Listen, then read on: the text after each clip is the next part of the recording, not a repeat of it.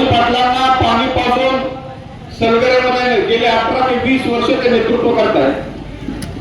आज त्यांची जिरवण्यासाठी अजितराव घोरपडे असतील किंवा अनेक जण या ठिकाणी जर गोळा झाले असले तरी या सगळ्यांना पाणी पाजण्याची क्षमता तानाजीरावांच्या मनगटात आहे।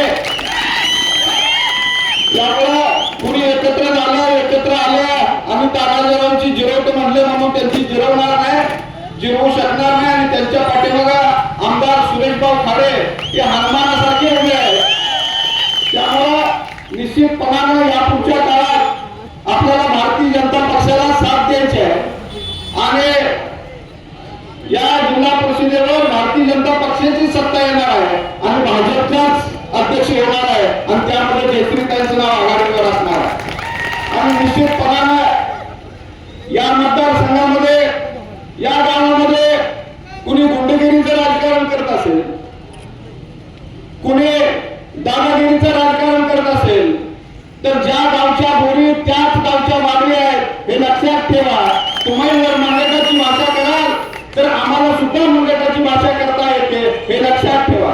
2 नंबर वाले जुगारे आणि मटकेच्या जोरावरती दादागिरी या पुढच्या काळात सुरेशभाऊ आपण या परिसरामध्ये चालू द्यायची का हा या पुढच्या काळात आणि या भागाचं नेतृत्व सुरेशभाऊच करतायत। त्यामुळे या भागामध्ये 2 नंबर वाले, काळे धंदेवाले, मटकावाले, जुगारवाले जे कोणी असतील आणि या परिसरामध्ये दादागिरी करत असतील तर त्यांची दादागिरी मोडून काढली जाईल हे तुम्ही या निमित्ताने लक्षात ठेवा।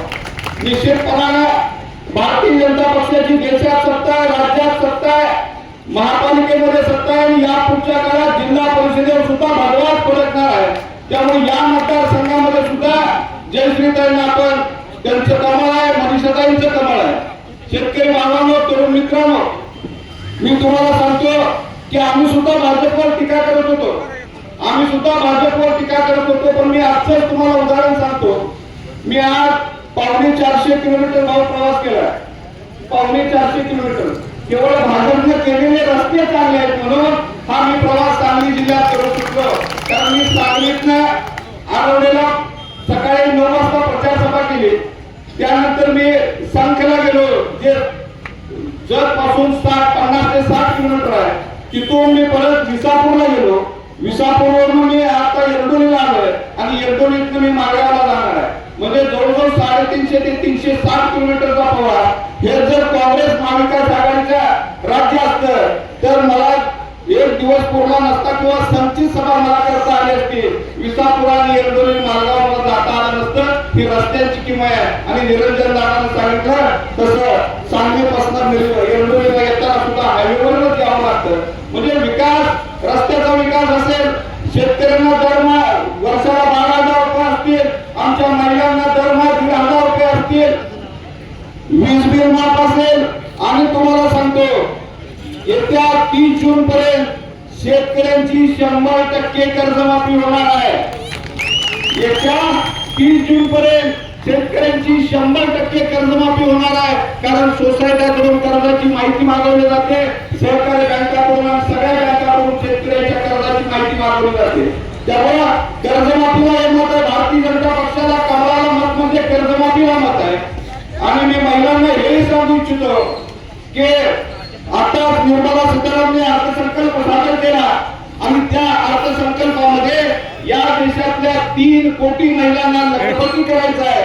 तर ते लखपती कसं करायचं तर ज्या ज्या महिलांना 1,500 रुपये मिळतात त्या सगळ्या महिलांना कोणताही कुटीर उद्योग म्हणजे पापड लोणची, पापड असतील, लोणची असतील किंवा आणखी घरगुती कोणता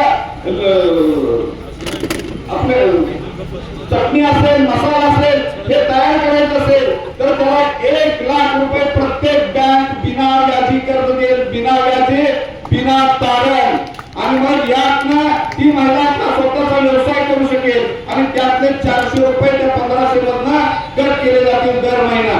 म्हणजे आतापर्यंत केवळ 1,500 रुपये सरकार महिलांना देत होतं, पण त्यातनं महिला आपल्या घरासाठी ते खर्च करत होत्या। पण या पुढच्या काळात या महिला स्वतः उद्योग होतील, व्यवसाय होतील, त्यांना 1 लाखाचं बिना व्याजी कर्ज भारतीय जनता पक्ष देणार आहे, कमळ देणार आहे, नरेंद्र मोदी देणार आहे, सुरेशभाऊ खाडे देणार आहे। म्हणजे आपला विकास करायचा असेल तर शेतकऱ्यांसाठी कर्जमाफी